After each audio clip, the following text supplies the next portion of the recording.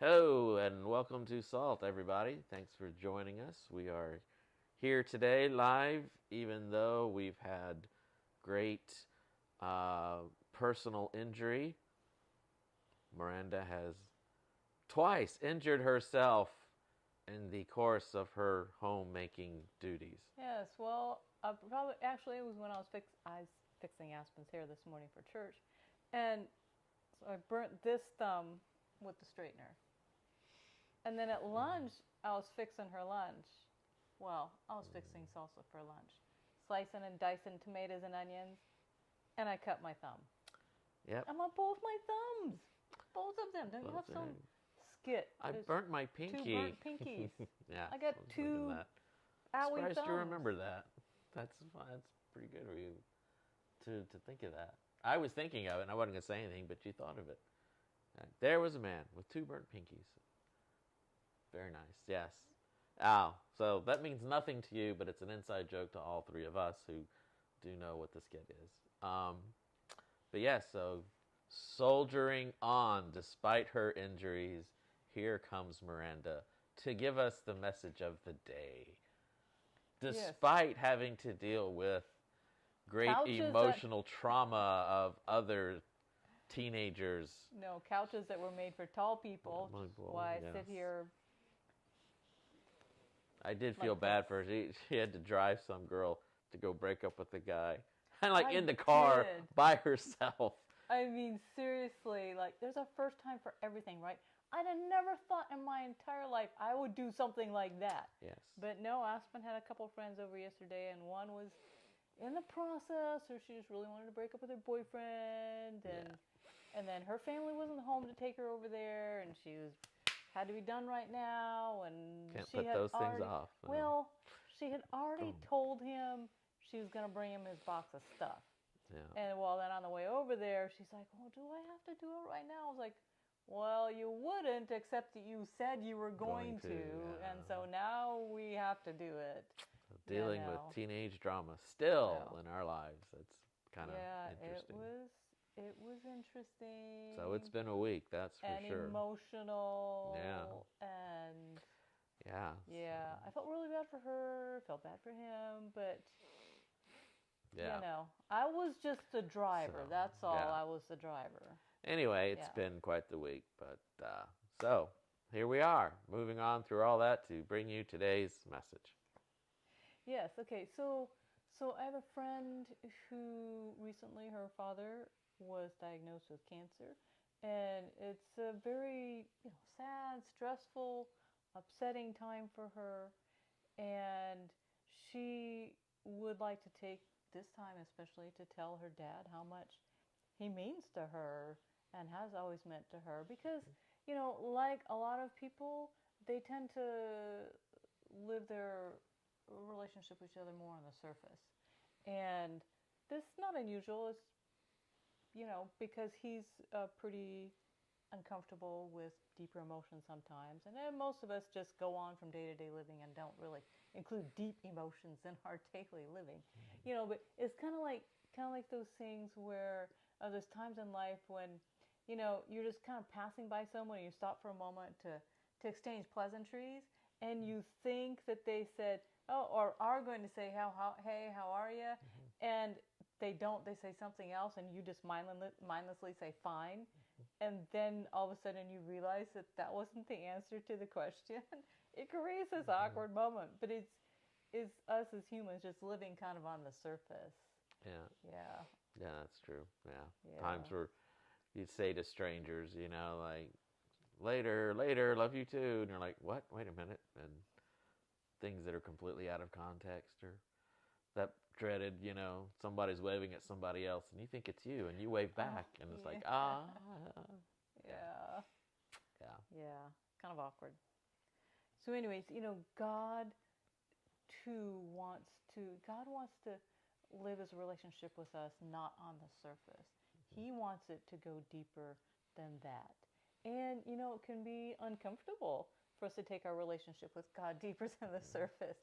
It involves our heart. And that's not something we're always comfortable dealing with, because we know that there's things in our heart that uh, need to kind of take the exit door if we're going to be getting into a deeper relationship with God. And right. Sorry, this is long pause right here. No, see, this was my intro to Brett, whatever he was going to say. But no, I had nothing to say. You knew I had nothing to say. I'm just kidding. Yeah. So anyways, I was reading through Peter this last week because how many people read through Peter? I don't know. Like, I haven't in for forever, if I could even remember the last time. So I found it kind of interesting that Peter ends First Peter by saying that he had written to them about grace. And I think First Peter's about 5 or 6 chapters long. And I just read through the whole thing and I was like, wait, where's the grace? Grace? What's he talking about? I'm going to have to go back and reread this again and see where the grace is at. Well, I mean, grace, when we stop to think of grace like just a surface of grace, it's this thing that saves us, and it's a free gift that God gives us. And that, when I read through Peter, I didn't see anything particularly like that in there. And so I actually read a short synopsis of what First Peter was about, just to see what the experts said, basically. And it's about persecution and how we are to respond to persecution. It's about submission, our submission to our Christian brothers and sisters, to our parents, to our children, or how parents are to treat their children, I think, as well, is included in there. And then submission to husbands to wives, wives to husbands, and things like that. Okay. Oh, and last and not least, of course, would be our submission to God. Now, in order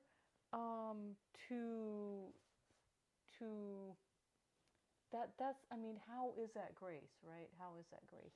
Well, grace gives us the power to do good works. And grace's basic definition is that it is going to separate us from sin. We're saved, or by grace, you're saved through faith. That not of your own works, but the works of God, right? Okay, so by grace we receive the power then to live by faith. Faith, of course, is not faith and works. It is simply faith is God's works.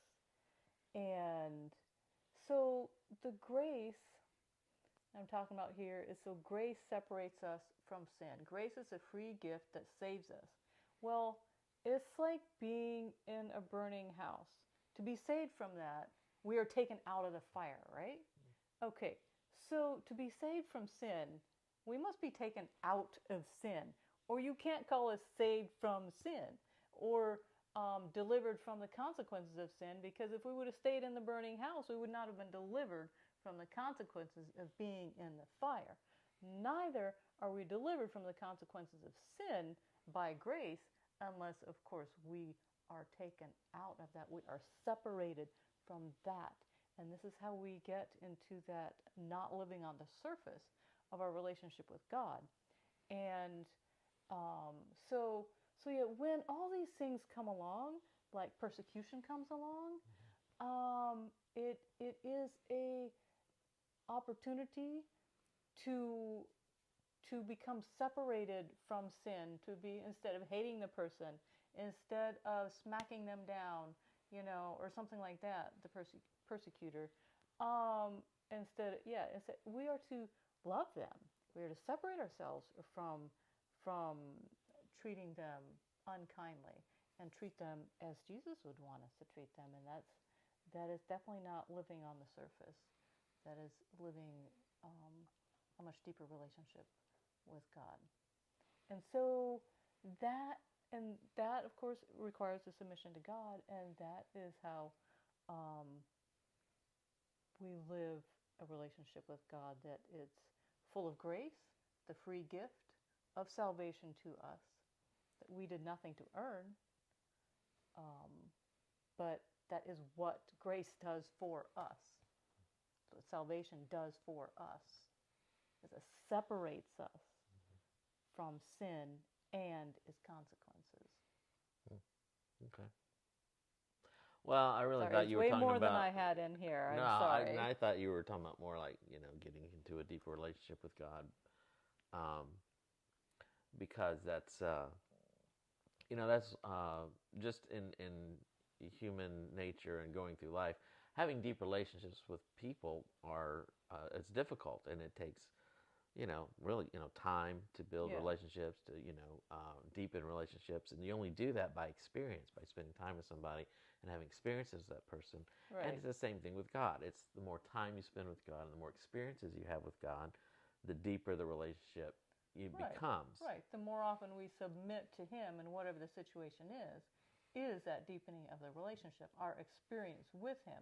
The fact that He shows up and does that for us, and we recognize we don't have the power to do this on our own. It is not our works, but His.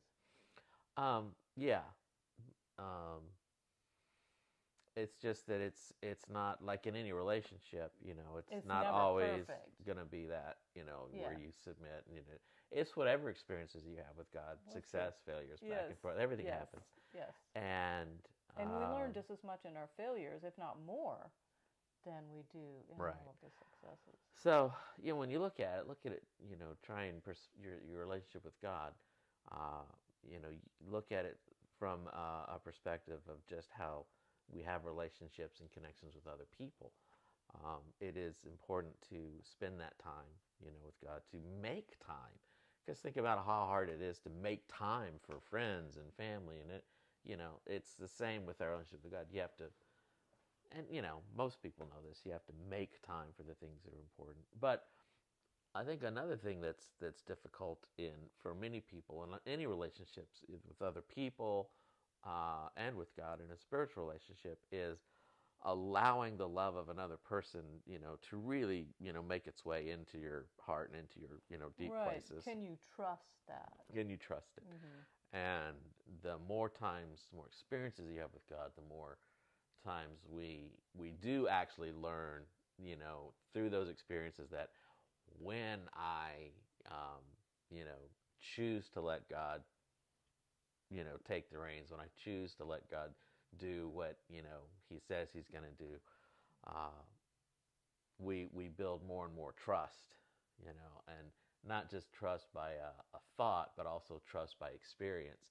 And that's why some people can say, to other people, look, I can't give you a Bible study, but I can tell you I believe in God because of what we've been through together. And, you've been told that the best Bible study you can give someone is your own story of your experiences with God. And that happens, over time again, and how you get to that deeper level of an experience and a relationship with God. And I think partially Peter, himself struggled with that over his course of time, being, having to learn many times the hard way of, what Jesus was trying to teach him. But they also had a relationship, Peter and Jesus did, like no other disciples had. There was a special kind of relationship they had. And so, they say the longest journey you'll ever take is from your head to your heart. And that is going from a knowledge of God to an experience with God. And, you use the word submit, but it's another way to look at that is choice. Mm-hmm. To choose. Choose, yes. To let, choosing a lot of things. Submit was in the article thing that I read. So. So, choosing to, not lash out or retaliate, but choosing to react with patience, grace, or love, and the more we make those choices, really, the more it transforms us and changes us and deepens our relationship. Yeah. Mm-hmm. What article were you talking about? Oh, watching a couple articles, what I read about the synopsis of From First the Peter. Lessons on Faith book. No, that wasn't. I just Lessons on Faith is a book that Miranda's reading, and it's the Jones and Wagner sermons from 1888. So just make a plug for that because it's a really good book. Yes, it is. And if you can get it, it's called Lessons on Faith by Jones and Wagner. And I think you can still find it online in different places. Yeah, because we were looking and we saw it. Yeah, and it's a great book if you want to get it sometime. But all right, so there you have it. Kind of short today. Short. I feel like I rambled on. I apologize to the world at large for rambling. For rambling. Some days we're right on top of it. Some days we're like, what are we going to talk about today? And some days we just turn the camera on and go, you know what? Whatever comes, that's what we're doing. It wasn't. No, I have No, stuff. we did last time. Was it last time? Or the 2 times before? It's like, well, let's just go. Sort of is. Yeah, it's kind of fun. I like it when I take away her iPad and she doesn't have her notes. I think she does better. I think she does great off the top of her head, but she doesn't think so. So please write in the comments how well she does just winging it on the top of her head. Because she can talk. Like when we're not on game, we just talk. We can talk a storm up. And we should do that sometime. Just talk a storm up for the people. The people want to hear your spontaneous thoughts. Oh no, but not my ramblings. Yeah. There's a difference. Anyway, so all right. So I hope you had a great Sabbath, and we'll be back next time. And we should do a series off of that book or something like that. Yeah, that'd be fun. All right. So again, hope you had a great Sabbath. We'll be here next week. So have a great rest of your week.